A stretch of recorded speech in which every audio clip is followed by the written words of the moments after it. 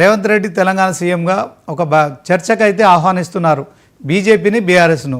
ఈ చర్చ అసెంబ్లీలో జరుగుతుందా లేకుంటే బయట జరుగుతుందా? కానీ తెలంగాణ ప్రజలకు ఒక క్లారిటీ వచ్చే అవకాశం ఉంటుంది. ఈ చర్చ జరగాలంటారా? సో ఏం చెప్తారు? శ్రీనివాస్ గారు, చర్చ జరగాలి.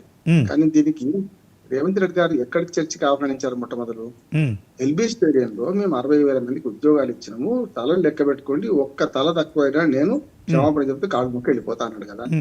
చర్చ ఎక్కడ జరగమనేది జరపన్నారని ఎల్బీ స్టేడియంలో కదా. తప్పు కదా.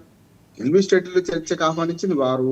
దాని ప్రతిగా ఒక్క చేయి చెప్పని కూడా ఇటు పక్క తలుపు చెక్క, తమలపాకు తలుపు చెక్క అంటున్నాను కదా.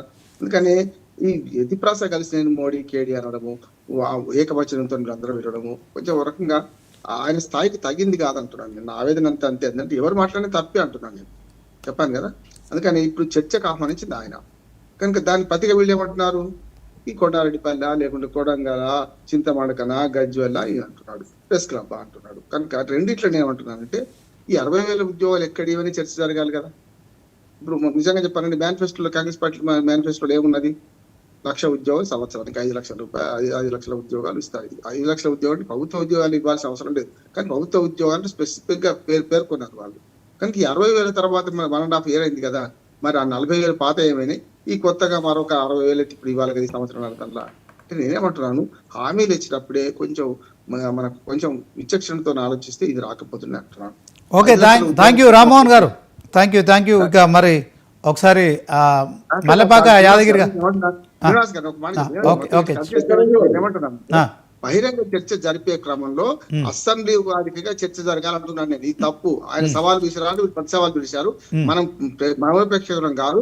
మీరు అసెంబ్లీ సాక్షిగా బీజేపీ ఏం చేసిందో వాళ్ళు చెప్పాలి. 8 మంది ఎంపీలు ఉన్నారు, 8 మంది ఎమ్మెల్యేలు ఉన్నారు, వాళ్ళు చెప్పాలి. కాంగ్రెస్ పార్టీ ఏం చేసింది గత ఈ ప్రభుత్వాల 18 నెలలకు వీళ్ళు చెప్పాలి. కాదు ఏం జరిగిందో ఏం జరగదో బీఆర్ఎస్ వాళ్ళు ప్రశ్నించాలి.